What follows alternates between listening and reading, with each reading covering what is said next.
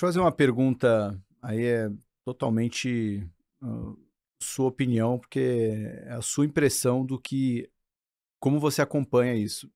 Você passa nessa sua resposta uma visão clara de que o governo deveria endereçar melhor essa questão fiscal. E a gente aqui, pô, Market Makers fica aqui na Faria Lima, a gente conversa com gestores, investidores e a gente também percebe isso. Mas você está fora da Faria Lima, você está, pô, seu ambiente como professor, como comentarista numa rede de televisão, é, talvez sua rede de contatos ali seja diferente da nossa aqui.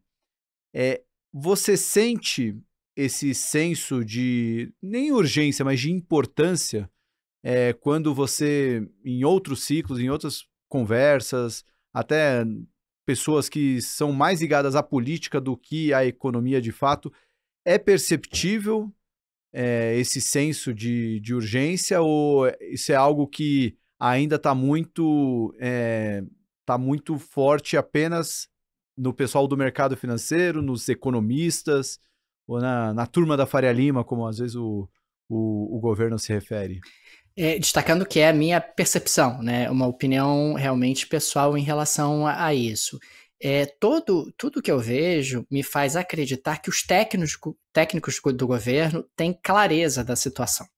Têm clareza de que há um problema, eles têm controle sobre os dados, conseguem fazer projeções de maneira muito competente, mas existe entre a decisão técnica, que é a correta, e a decisão que efetivamente vai acontecer, a política. Tem a política no meio.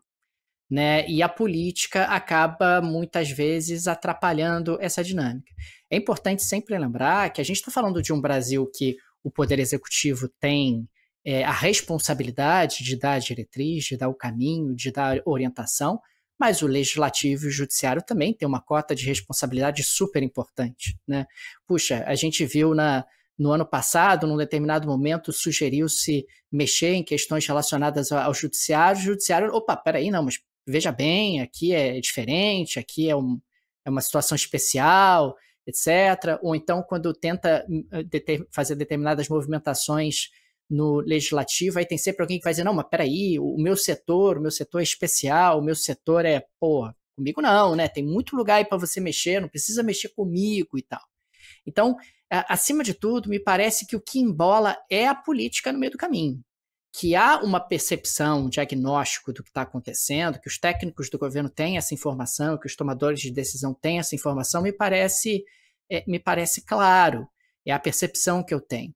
Mas quando você diz para um político, e aí não é esse governo, todos os governos, olha, a decisão correta é essa aqui. Pô, essa é. Porra, mas isso vai fazer eu perder muito voto. Mas não, mas lá na frente vai ser legal. Porque lá na frente vai corrigir a trajetória. Meu amigo, lá na frente eu tô morto politicamente. Entendeu? Não tem como. Pô, isso ir pra frente. Pô, isso um pouquinho mais pra frente. Lá na frente a gente vê. Se a gente pega a parte fiscal do Brasil, essa é a história do Brasil.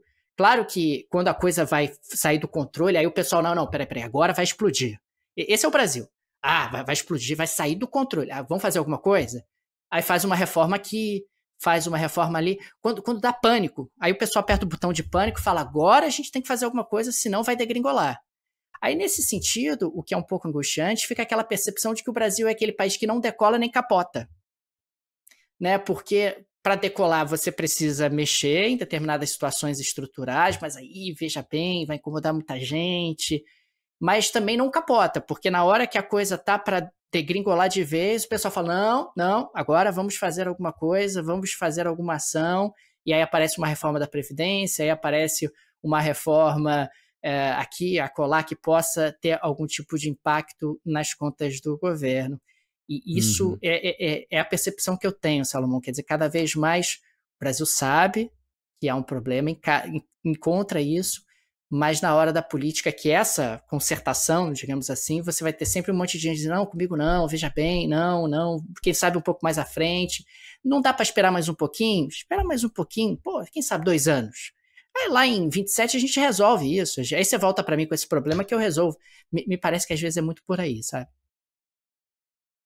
A leitura que eu faço ouvindo vocês economistas é bem essa. Eu acho que o governo não tem a pretensão de resolver o problema agora. Ele tem a pretensão de. E aí não é esse governo, mas qualquer governo Exato.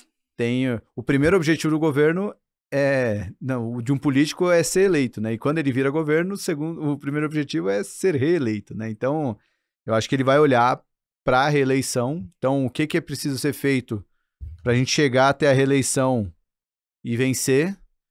E aí, em 2027, a gente vê com o que até um economista me falou que não importa se seja o PT ou qualquer outro partido, né? No PT, na verdade, seja o Lula, né? Que acho que é quem...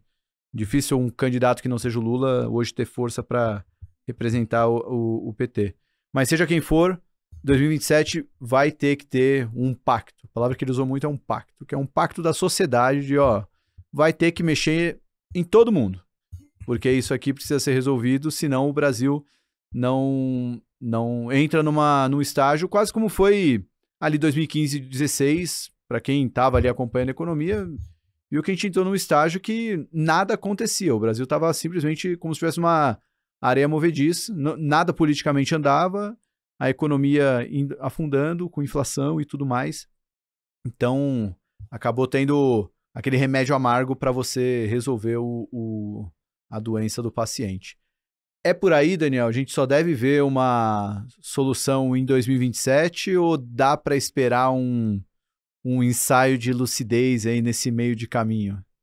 Olha, é claro que aqui a gente está trabalhando com cenários, né? Mas me parece que o cenário mais provável é esse que você acabou de descrever. Quer dizer, vamos lá em 27, com a eleição já resolvida, primeiro ano de um novo mandato, aí a gente pode ter aquele ano de um pacto, acho que essa palavra é muito feliz, para tentar reorganizar um pouco algumas questões, algumas situações e evitar que a coisa saia do controle. Até lá a gente faz, de repente, uma coisa aqui, outra ali, vai administrando, mas sem mexer em algo tão pesado que possa angariar inimizades muito fortes.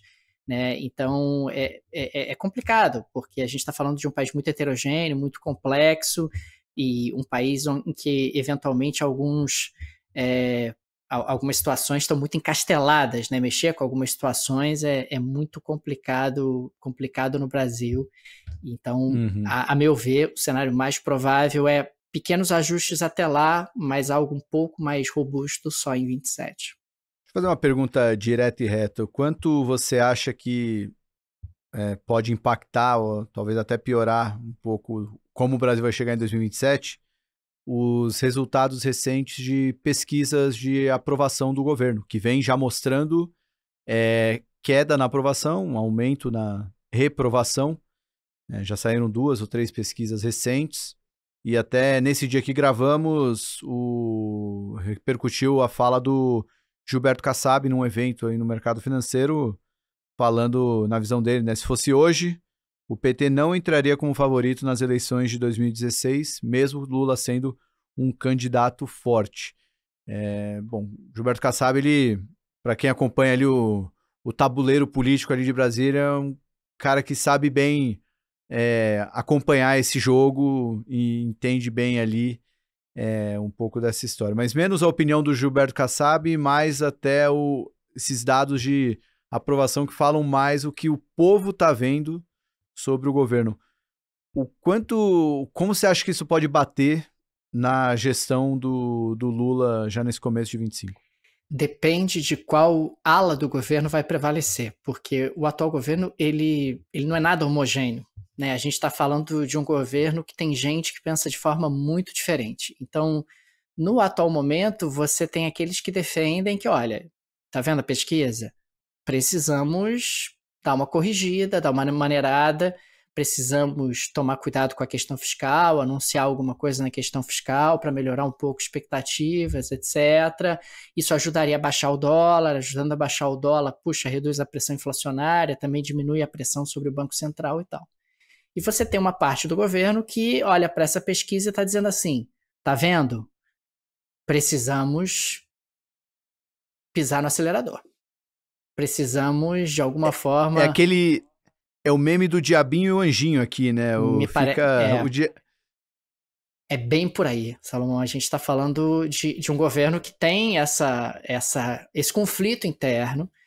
Aliás, governos, no geral, têm conflitos internos. Muitos presidentes gostam, inclusive, disso, porque se as pessoas que estão abaixo dele ficam ali brigando, etc., ele entra sempre como árbitro. Olha, vamos para cá, vamos para lá. Isso é uma maneira também de segurar o poder dele de maneira mais firme.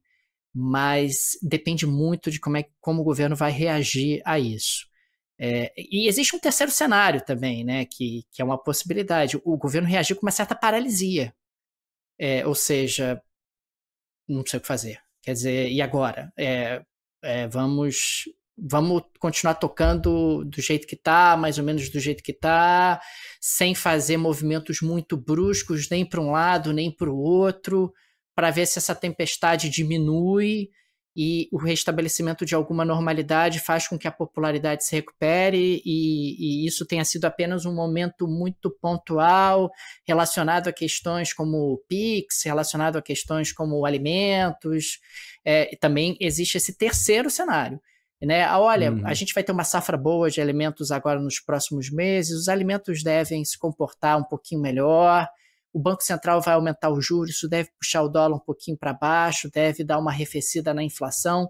Vamos segurar a onda, não vamos nem para um lado nem para o outro, vamos tocar aqui o barco de maneira um pouco mais cuidadosa, mas está muito difícil ler esse momento porque está muito imprevisível.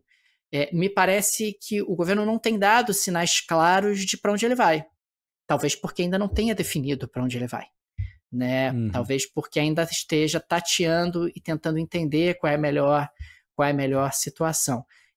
A gente vê nessa questão dos alimentos, inclusive, quer dizer, o governo em determinado momento diz, não, olha, eu não vai ter fiscal, não vai ter nada, quer dizer, é um governo que ainda está tateando, tentando entender quais são os problemas e tentando passar as sinalizações que ele quer passar, mas ainda mostrando uma certa hesitação em alguns movimentos. Então, eu acho que tem esses três cenários. Quer dizer, você pode olhar para essas pesquisas e dizer vamos cuidar do fiscal, vamos dar uma arrumada na casa, dá tempo ainda, tem 2 anos. Quer dizer, puxa, se a gente arruma agora, de repente, daqui a 1 ano e meio, no auge da eleição, a coisa já vai estar melhor. Vai ter aqueles que vão dizer pisa no acelerador e você vai ter aqueles que vão dizer que vamos tocando aqui do jeito que está. Acho que são 3 cenários que estão no horizonte agora, sabe? Se você gostou desse corte, certamente vai gostar do episódio completo. Então, clica aqui que você pode assistir ele na íntegra. Ou então, você pode clicar nesse vídeo e ver mais um corte desse episódio. Até a próxima!